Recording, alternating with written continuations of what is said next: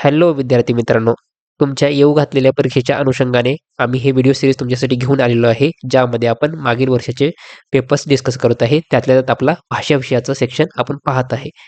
या अगोदर आपले 2 व्हिडिओ झालेले आहेत. हा आपला तिसरा व्हिडिओ आहे, ज्यामध्ये आपण 2019चा पेपर पाहूयात. चला मग वेळ न घालवता आपण आजच्या सेशनला सुरुवात करूयात.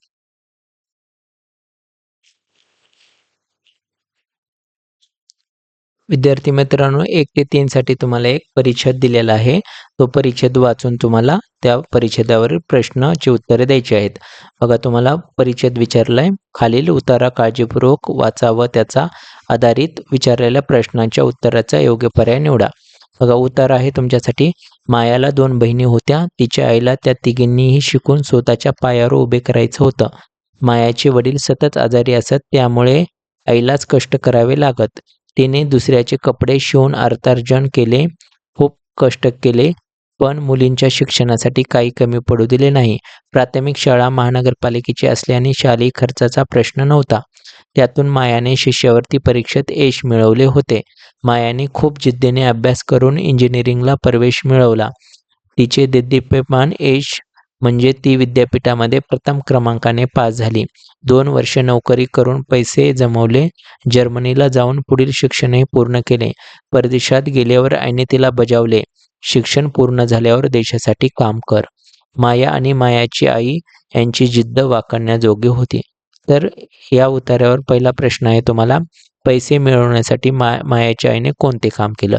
तर पैसे मिळवण्यासाठी मायाच्या आईने काय केलं होतं? दुसऱ्याचे कपडे शिवून पैसे अर्थार्जन केले होते, म्हणजे शिवणकाम केलं होतं. पर्याय क्रमांक 1 हे उत्तर बरोबर असेल. दुसरा प्रश्न आहे, माया हुशार होती हे पुढीलपैकी कोणत्या वाक्यावरून दिसत होते? म्हणजे मायाची हुशारी कोणत्या वाक्यावरून दिसते हे आपल्याला ओळखायचं आहे. बघा दिसत नाही असं आहे. तर पहिला पर्याय आहे, तिने शिष्यवृत्ती परीक्षेत यश मिळवले. बरोबर आहे. ती विद्यापीठामध्ये प्रथम क्रमांकाने पास झाली होती. हे पण बरोबर आहे. त्यानंतर तिने जर्मनीला जाऊन पुढील शिक्षण पूर्ण केले होते. हे पण बरोबर आहे. आणि 4 आहे, तिचे वडील सतत आजारी असत. म्हणजे तिच्या हुशारपणाशी याचा काही संबंध नाही. त्यामुळे 4 नंबरचं उत्तर बरोबर असेल. त्यानंतर तिसरा प्रश्न आहे, मायाच्या आईचे मातृभूमीवर प्रेम कशावरून दिसते? तर बघा शेवटच्या परिच्छेदामध्ये तुम्हाला सांगितले, शिक्षण पूर्ण झाल्यावर देशासाठी काम कर, असं तिच्या आईने तिला बजावलं होतं. त्यामुळे याचं योग्य उत्तर काय असेल?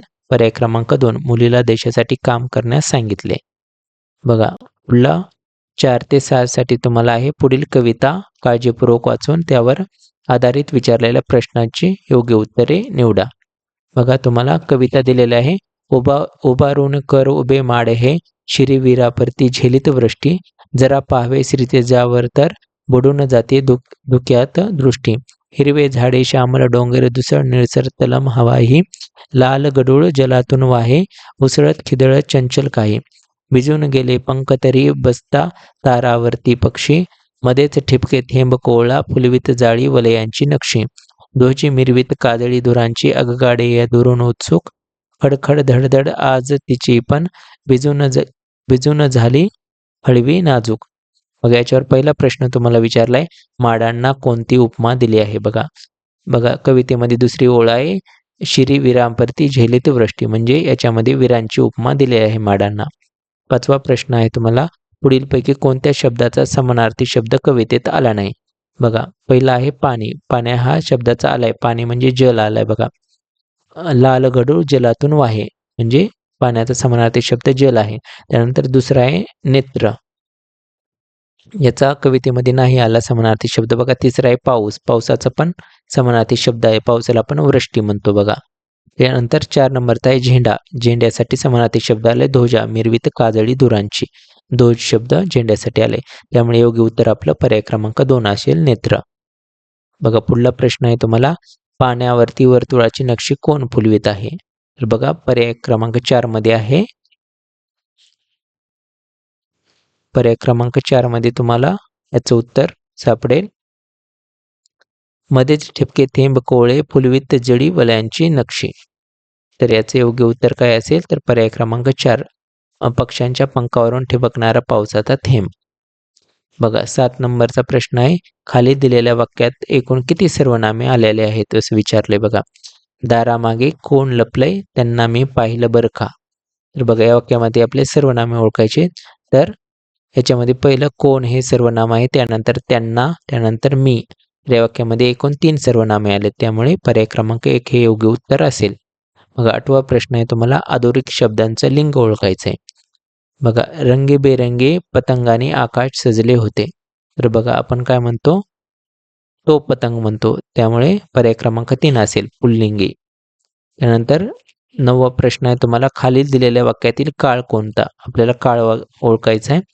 खेळणी तयार करायला बुरडाघरच्या कामट्या आणाव्या लागायच्या. म्हणजे हे भूतकाळामध्ये वाक्य या ठिकाणी जाईल, त्यामुळे पर्याय क्रमांक 3 हे उत्तर योग्य असेल. बघा पुढला प्रश्न आहे तुम्हाला पुढीलपैकी अशुद्ध शब्दाचा पर्याय निवडा, म्हणजे चुकीचा शब्द. त्यानंतर दुर्घटना हे बरोबर आहे. मैत्रिणी हे चुकीचं असेल. मैत्रिणी या शब्दाला पहिली वेलांटी हवी होती या ठिकाणी. उत्तुंग बरोबर आहे. सूरपारंब्या हे पण बरोबर आहे. त्यामुळे चुकीचा अशुद्ध शब्द आहे पर्याय क्रमांक 2 मैत्रिणी. बघा 11वा प्रश्न आहे तुमच्यासाठी पुढीलपैकी एकवचनी अनेकवचनी अयोग्य जोडी कोणती?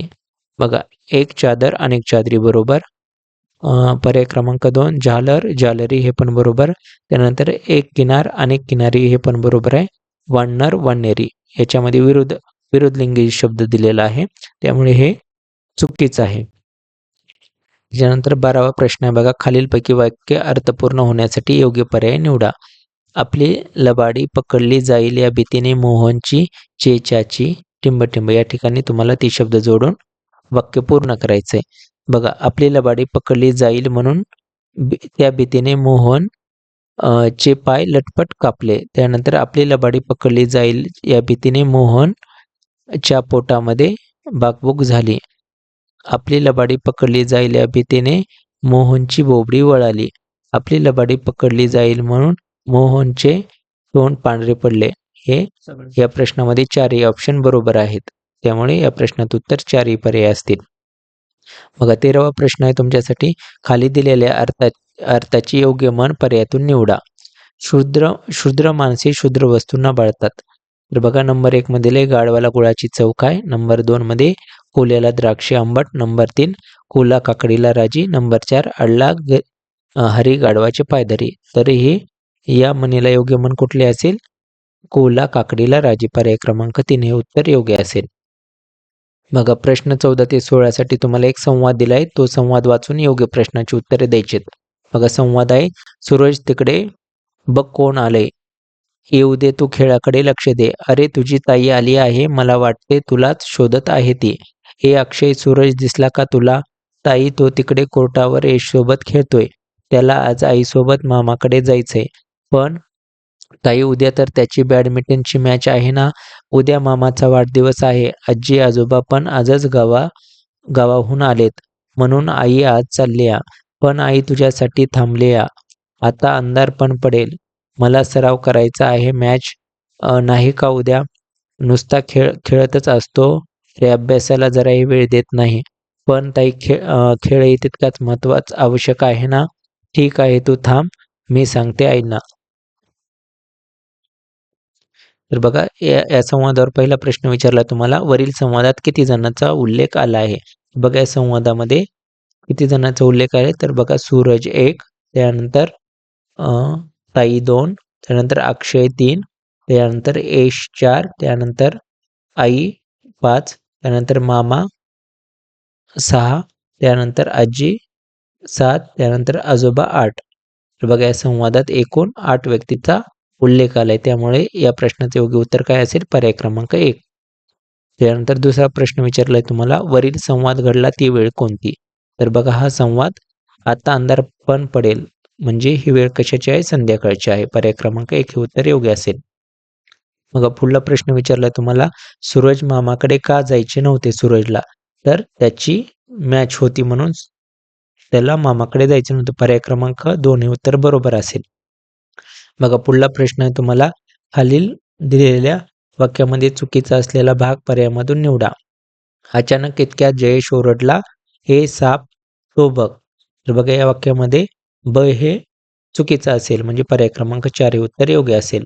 पुढीलपैकी समानार्थी शब्दाचा अयोग्य जोडी असलेला पर्याय निवडा. बघा वात्सल्य प्रेम हे बरोबर आहे. जिम्मड रिमझिम हे चुकीचं असेल. त्यानंतर परवा फिकीर हे पण बरोबर आहे. त्यानंतर 4 नंबरचं सदावर्त अन्नछत्र हे पण बरोबर आहे. त्यामुळे अयोग्य जोडी पर्याय क्रमांक 2 हे उत्तर असेल. बघा पुढला प्रश्न आहे तुम्हाला, खालील शब्दकोशामध्ये गूढ दृष्टी निर्मिती या अर्थाचे शब्द मिळवण्यासाठी अनुक्रमे कोणती अक्षरे येतील?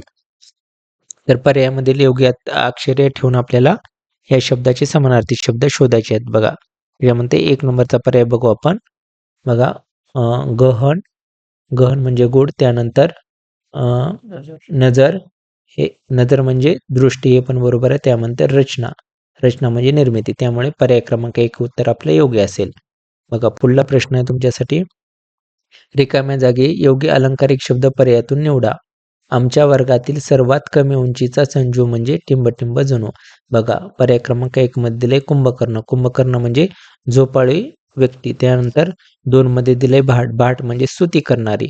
नंबर 3 दिले वामनवृत्ती, वामनवृत्ती म्हणजे ठेंगू किंवा बुटकी व्यक्ती. आणि 4 मध्ये दिले नारद, नारद म्हणजे भांडण लावणारा व्यक्ती. त्यामुळे आपले योग्य उत्तर काय असेल? पर्याय क्रमांक 3 वामन मूर्ती. बघा त्यानंतर 21 मध्ये प्रश्न 21 मध्ये दिले तुम्हाला, उपकाराखाली दबलेल्या या शब्दसमूहाबद्दल अचूक शब्द पर्यायातून निवडा. बघा कृतज्ञ म्हणजे केलेला उपकार जाणणारा. नंबर 2 अपकार म्हणजे उपकाराचा विरोधार्थी शब्द दिला आहे. त्यानंतर पोरका म्हणजे ज्याला, पोरका म्हणजे ज्याला आई वडील नाहीत असा. आणि आपलं योग्य उत्तर असेल पर्याय क्रमांक 4 मिंद्या. त्यानंतर 22वा प्रश्न दिला तुम्हाला, पुढीलपैकी अयोग्य समूहदर्शक शब्द असलेला पर्याय निवडा. बघा 1 नंबरमध्ये दिले पिकत घातलेल्या आंब्याची राई. या ठिकाणी आडी असायला पाहिजे होती, म्हणजे पिकत घातलेल्या आंब्याच्या आपण आडी असं म्हणतो. त्यानंतर केळीचा घड किंवा लोंगर असतो, हे पण चुकीचं आहे. त्यानंतर कादूची गाथण असते, हे बरोबर आहे. आणि लाकडाची मुळी असते, हे पण बरोबर आहे. त्यामुळे 22 या प्रश्नाचे योग्य उत्तर येईल पर्याय क्रमांक 1 आणि 2. बघा 23वा प्रश्न आहे तुमच्यासाठी, पुढील शब्द शब्दकोशातील क्रमाने लावले असता डावीकडून दुसरा येणारा शब्द कोणता? म्हणजे हे शब्द आपल्याला शब्दकोशातील क्रमाने लावायचे आहेत. बघा विश्व, विषय, विचार, विचार आणि विसंवाद. तर बघा सुरुवातीला कुठला येईल?